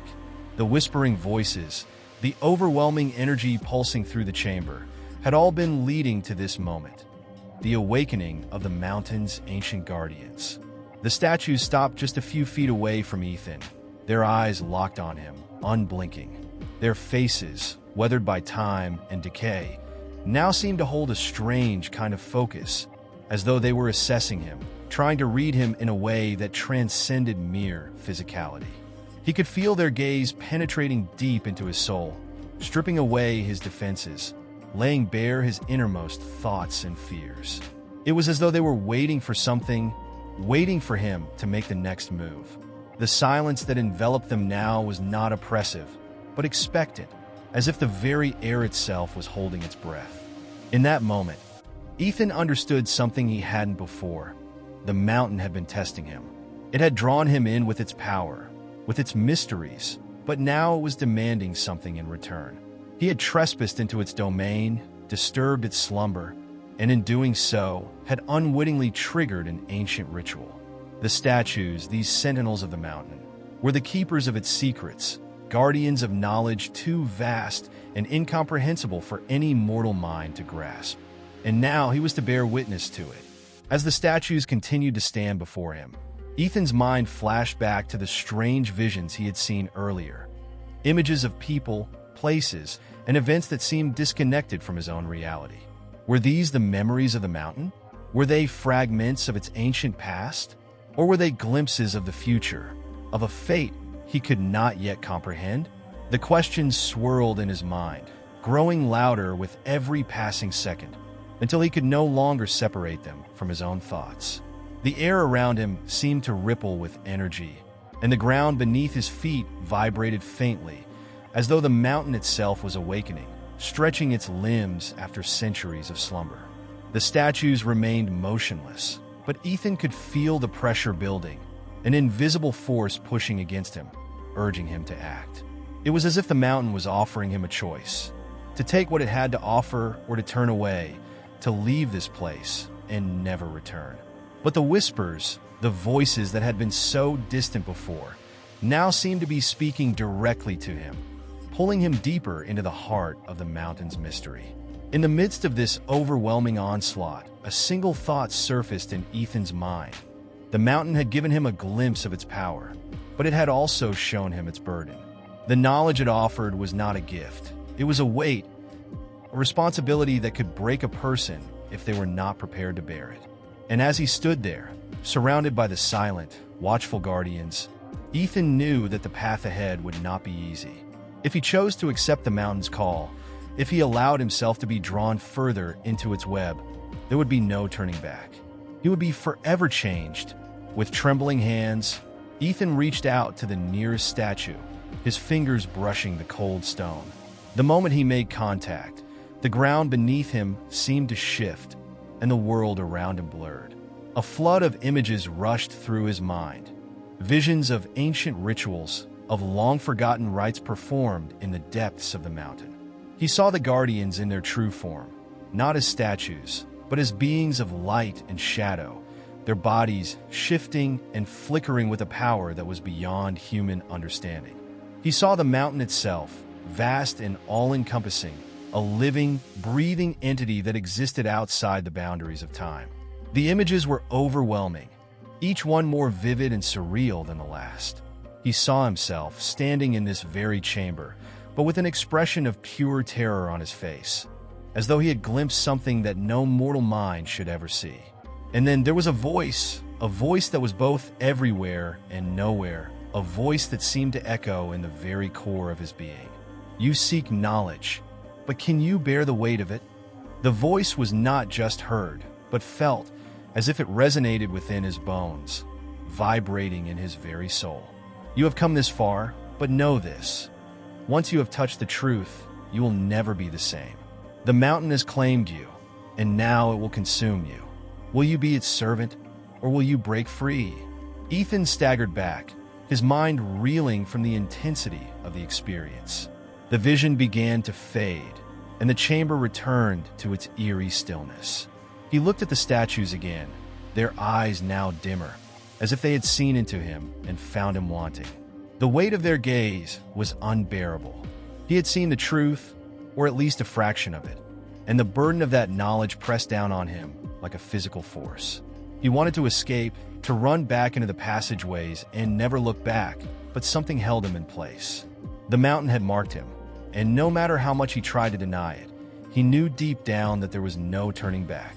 The knowledge he had gained was not just a gift or a curse, it was a transformation. He had crossed a threshold, and now, whether he liked it or not, he was part of the mountain's ancient, timeless story. The guardians had shown him the truth, but they had also left him with a question that would haunt him for the rest of his life. Would he be able to live with the burden of what he had learned? As Ethan descended the narrow, winding staircase that led deeper into the mountain's heart, a profound unease settled over him. The air was thick, as though it had been untouched for centuries, and yet the silence felt alive, pulsating with a quiet energy that was impossible to ignore. The statues' eerie presence still lingered in his mind, their cold stone faces and unwavering eyes now an indelible imprint on his thoughts. He had touched something far older and more powerful than he had ever imagined, and the weight of that knowledge had begun to take root inside him. The deeper he ventured into the mountain, the more the air seemed to hum with an unfamiliar force, as though the very walls were alive, watching him. Each step echoed through the cavernous space, reverberating off the jagged stone walls, as if the mountain itself was trying to communicate with him. But what was it saying? The whispers had stopped, but a new, more unsettling sound had taken their place. An ever-present murmur, like the distant rumbling of thunder, growing louder with each passing second. His mind drifted back to the visions he had experienced in the Chamber of Statues, the images of light and shadow, of ancient rituals and forgotten rites. He couldn't shake the feeling that he was being guided, led down this path by an unseen hand. But what lay ahead? The mountain had given him no answers, only more questions. What was the true nature of the knowledge it held? And what price would he have to pay for it? The mountain had already claimed him in ways he couldn't understand, but would it demand even more from him? Ethan's thoughts were interrupted by a sudden shift in the atmosphere. The temperature seemed to drop even further, and the murmurs grew louder, more insistent. He glanced around, trying to find the source of the sound, but the path remained as dark and narrow as it had been before. There were no signs, no clues to indicate where he was going. Only the unnerving sense that the mountain itself was shifting, reacting to his every move. He had crossed a point of no return. He could feel it in his bones. There was no escaping what was to come. As he continued onward, his footsteps slow and deliberate, he began to notice faint markings on the walls. At first, they seemed like nothing more than scratches, the work of time and erosion. But as he drew closer, they became more distinct. The symbols were intricate, almost geometric, and seemed to pulse with a faint glow in the dim light. Ethan's breath caught in his throat as he realized that these markings were not random. They were a language, a form of communication from an era long past. He reached out to touch one of the symbols, his fingers brushing the rough stone. The moment his skin made contact, the markings seemed to shimmer, as if responding to his touch. The air around him crackled with energy, and for a brief moment, he felt an overwhelming sense of connection, an understanding that transcended language. He could almost hear the whispers again, but this time, they were different. They weren't words, but sensations, impressions that filled his mind with a torrent of images and emotions. The mountain was alive with memories. Memories of those who had come before him, of those who had walked these very paths and faced the same choices he now confronted. The visions that flashed before his eyes were not his own. They were the lives of countless others, their faces blurred and indistinct, but their stories clear. They had all come seeking the mountain's knowledge, just as he had. And like him, they had all been marked, changed by the ancient forces that resided deep within its depths. But what had happened to them? What had become of those who had sought the mountain's wisdom? Ethan couldn't help but feel a growing sense of dread as he considered the possibility that they, too, had been consumed by the mountain, their lives lost to time, their fates sealed by their own choices. The symbols on the wall seemed to mock him, as though they were warning him of the dangers ahead, urging him to turn back before it was too late. But turning back was no longer an option. Ethan could feel it deep inside. The pull of the mountain, the irresistible force that had drawn him here, that had ensnared him in its web. There was no escape. He had already crossed the threshold, and there was no going back. The choice he had made when he first set foot on the trail had led him to this point, and now he was trapped in a cycle of fate that seemed to stretch out before him, endless and inescapable. The murmurs grew louder, almost deafening now, as if the mountain was speaking directly to him. He could feel the weight of its gaze, the pressure of its ancient presence pressing down on him from all sides. The path ahead seemed to open up into a vast chamber, its walls adorned with more of the intricate symbols. And in the center of the room, a single pedestal stood, bathed in an ethereal light that seemed to come from nowhere and everywhere at once. Ethan hesitated. He knew what lay on that pedestal.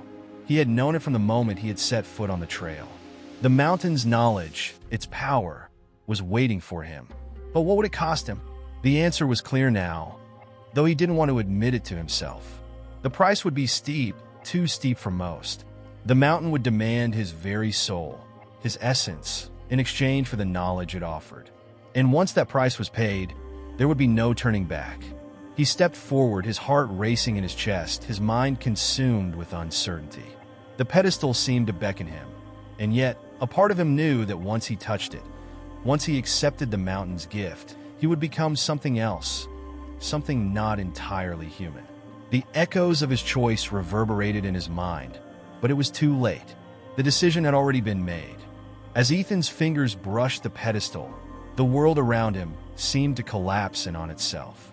The moment he touched the surface, a sharp, resounding crack filled the air, like the sound of reality itself splintering. His breath caught in his throat as the light surrounding the pedestal flared to life, blinding him with its intensity. For a brief moment, he thought he might lose himself entirely, consumed by the light, by the overwhelming energy that surged from the mountain's heart. But then, just as quickly, the light flickered, fading into a dim glow that cast eerie shadows against the cavern walls. He pulled his hand away, heart pounding in his chest, but the pedestal's influence remained. It was as though the act of touching it had somehow connected him to the very soul of the mountain. The air was thicker now, filled with an unshakable presence that seemed to weigh on his every movement. And then he heard it, again, that faint murmur, but now it was louder, clearer. It wasn't a whisper this time, but a voice, or something that mimicked a voice, calling out to him from the depths of his mind. The voice was familiar, but he couldn't place it. It spoke in riddles, its words tangled and difficult to understand. It spoke of choices and consequences, of lives lived and lost in the pursuit of knowledge. You've taken what you cannot undo. It intoned, its tone both mournful and accusatory. What is given cannot be returned, and what is learned cannot be forgotten. The truth of those words sunk in slowly, like a stone dropped into a still pond, sending ripples through his consciousness. Ethan had come seeking knowledge, seeking answers to the mysteries that had haunted him for years. But now he was beginning to understand the cost. This wasn't just a matter of acquiring wisdom.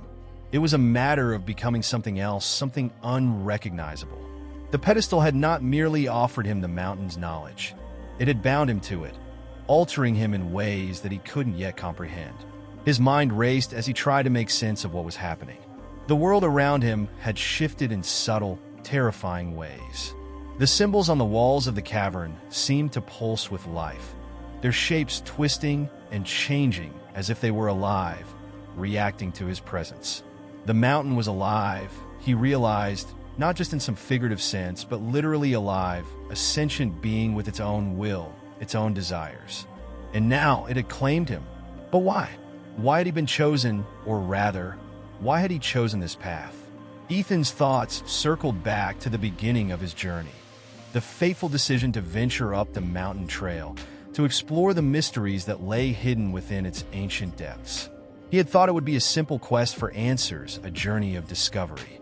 But now, he understood that it had never been that simple. The mountain had known his desires long before he had ever set foot on its path.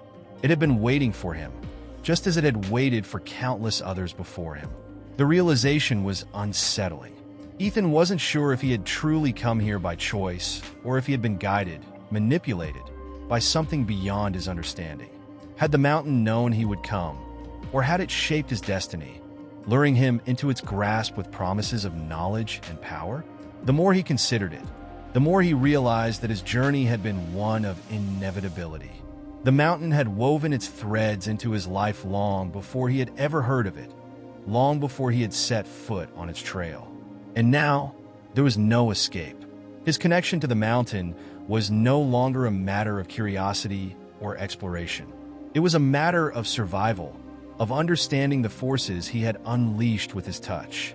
The voice in his mind, still murmuring cryptic words, seemed to grow louder, more insistent, urging him forward. He could feel its pull, stronger than anything he had ever known. There was no turning back, no reversing what had been set into motion. The chamber around him seemed to grow darker as the voice continued, its words now clearer, more urgent. You are part of it now. It is part of you. The question remains, what will you do with it? The voice seemed to pause, as if waiting for his response.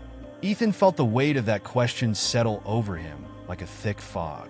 What would he do with the knowledge he had gained? What was the right course of action now that he had become part of something so vast, so ancient, and so dangerous? He tried to steady his breathing, focusing on the task at hand. There had to be a way to break free, to sever the connection before it consumed him completely. But as the voice continued to echo in his mind, he realized that this was no simple curse or trap. It was a bond, a link forged between him and the mountain, a bond that could not be easily undone. His very essence was intertwined with the ancient power that pulsed beneath the earth. The question was no longer whether he could escape. The question was whether he wanted to. A cold shiver ran down his spine as he understood the true scope of the situation. The mountain had never been about knowledge. It had always been about power. And now, that power was his to wield. The voice had not been guiding him toward wisdom. It had been preparing him to wield something far darker, something more dangerous than he had ever imagined. The pedestal before him seemed to pulse in rhythm with his own heartbeat, as though it were alive, responding to his thoughts. And then, as if in answer to the unspoken question that hung in the air, the chamber around him began to change. The walls shifted, the ground beneath his feet trembling as if the very mountain was waking, stretching its limbs after a long slumber.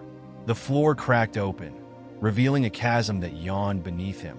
And from the depths, a terrible, unearthly sound began to rise, an ancient, primal roar, as though the mountain itself had awakened from a long and restless sleep.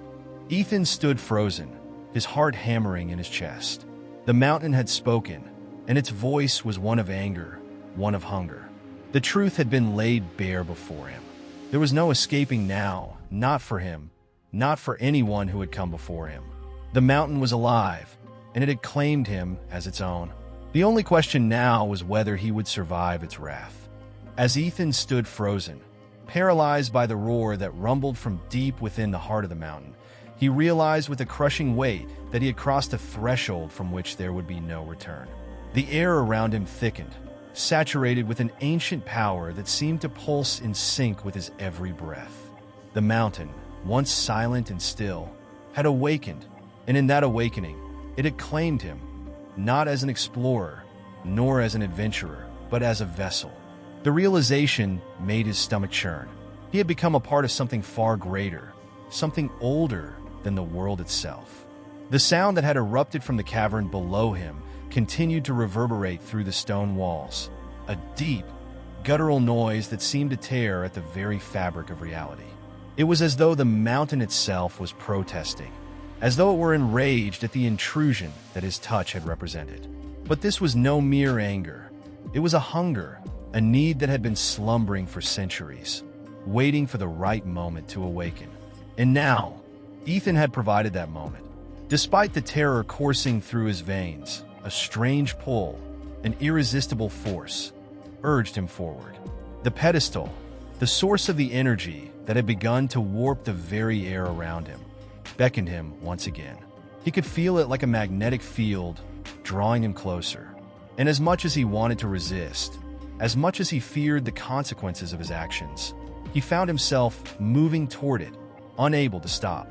As his fingers brushed the cold stone of the pedestal, the world around him seemed to blur, the edges of reality bending and twisting in unnatural ways. His vision flickered, then solidified again, but this time, the cavern was not the same.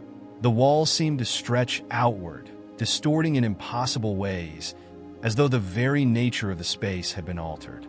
And at the center of the transformation was the pedestal itself, glowing with an otherworldly light that seemed to pulsate with power. A voice, the same voice that had spoken to him before, reverberated in his mind once again, though this time, its tone had changed. It was no longer a murmur, but a roar, the sound of an entity speaking directly into his soul. "You have awakened me," it said, its words full of triumph and rage. "You have brought me back from the depths, and now you will bear the consequences. What is given can never be taken back. What is learned cannot be forgotten." The voice sent a shiver of dread through Ethan, and for the first time, he truly understood the weight of his choices. The knowledge that had once seemed so alluring, so full of potential, now felt like a heavy curse. The pedestal was not a source of enlightenment. It was a trap, a key to unlocking something far more dangerous than he could have ever imagined. The mountain was not merely a structure of rock and stone.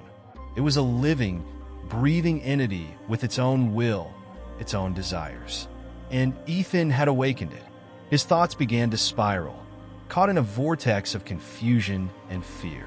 He had come seeking answers, yes, but the answers had never been meant for him. They were never meant for anyone.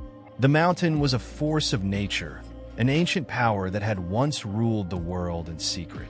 Those who had come before him had not sought knowledge, they had sought power. And in doing so, they had been consumed, lost to the mountain's insatiable hunger. But now it was his turn. Ethan could feel it deep within him, the pull of the mountain's power, the undeniable force that had latched onto him, body and soul. It was as though his mind had become a vessel for its ancient desires. Every thought, every movement felt sluggish, as though his very body was no longer his own. The pedestal had given him something, yes, but it had also taken something vital from him, something he could never reclaim. The roar from the depths of the mountain grew louder, more insistent, as if the entity within the stone was testing the boundaries of its newfound power. Ethan could hear the sound of footsteps, heavy, echoing steps, approaching from the dark recesses of the cavern. But as he turned toward the noise, no figure emerged. Instead, shadows seemed to dance at the edge of his vision, flickering like the memories of those who had come before him. And in those fleeting images, Ethan saw the faces of the lost, those who had failed to understand the true cost of their curiosity. "Do you understand now?" The voice in his mind whispered, its tone softer but no less chilling. "Do you understand what you have become? What you have unleashed? The knowledge you sought was never meant for mortal minds. It is a poison, a virus that seeps into the soul. You are no longer the man you were when you first set foot on this trail. You are something else." The implications of the voice's words settled over him like a dark cloud. Ethan had thought that by understanding the mountain, by uncovering its secrets, he would transcend his limitations. But instead, he had bound himself to it. He had allowed it to consume him, to shape him into something new, something monstrous.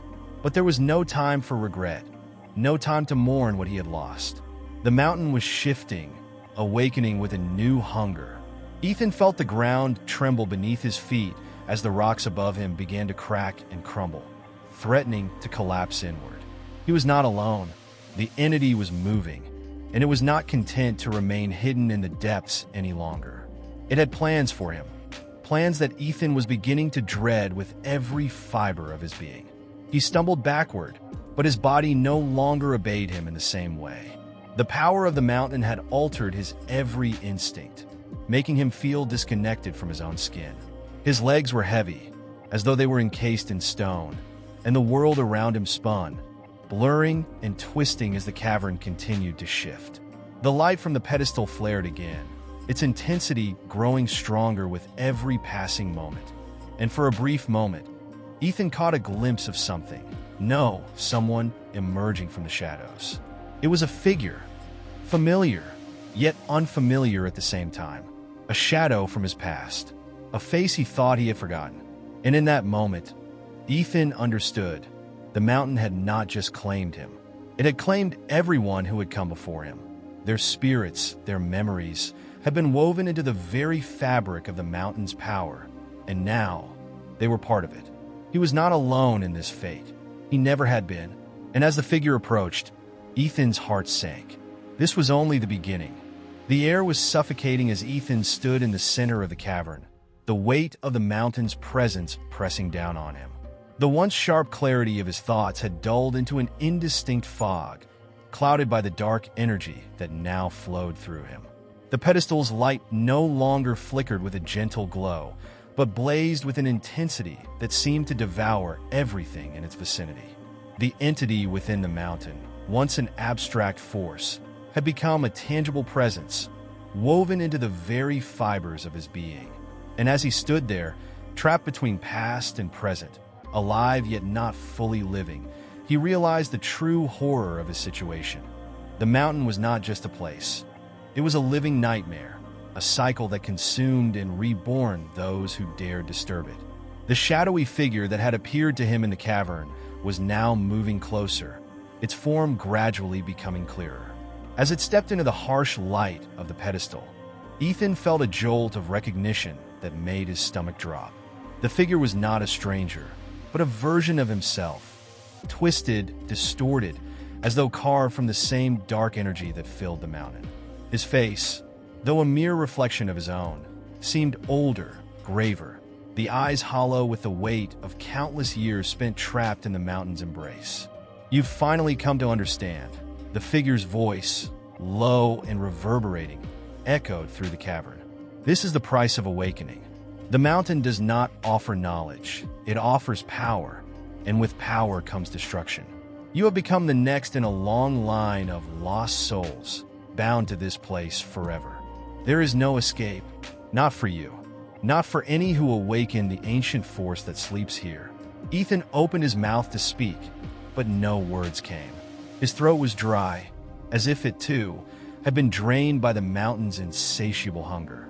The figure's words sank into him like stones in water, rippling outward and consuming his every thought. His body felt foreign to him now, heavy, as though it had been stitched together with the very stone around him. He was no longer just a man. He was a part of something older, something that had no place in the world of the living. He had sought answers, but in doing so, he had given himself to the very force he had tried to understand. The pedestal before him, once a beacon of knowledge, now pulsed with a dark rhythm, as if it were alive, breathing in time with his own heartbeat. He reached out instinctively, his fingers grazing the surface once more. The stone felt colder now, its touch like ice, and as he made contact, a flood of images and emotions washed over him. He saw faces, thousands of faces, all twisted in pain, their eyes wide with terror and regret. These were the souls of those who had come before him, seekers of knowledge who had fallen victim to the mountain's ancient curse. "Look at them," the figure said, its voice almost a whisper now. "These are the ones who thought they could outwit the mountain, thought they could understand it. They were wrong, and so are you." Ethan's hands trembled as he pulled away from the pedestal. His mind raced, but there was no clear thought, only a constant hum, a vibration that ran through his entire body. He could feel the power coursing through him, could feel the mountain's energy moving in and around him, binding him to it. It was as though he had become a part of the very stone beneath his feet. There was no escaping this fate, no running, no resisting. The mountain had claimed him, and then the truth hit him with the force of a crashing wave. The entity in the mountain was not just a guardian of ancient knowledge. It was a force that fed on the souls of those who sought to know too much. Every person who had come before him had been consumed by it.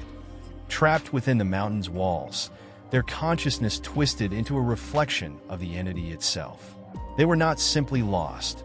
They were reborn as part of the mountain, their spirits forever imprisoned in the very place they had sought to understand.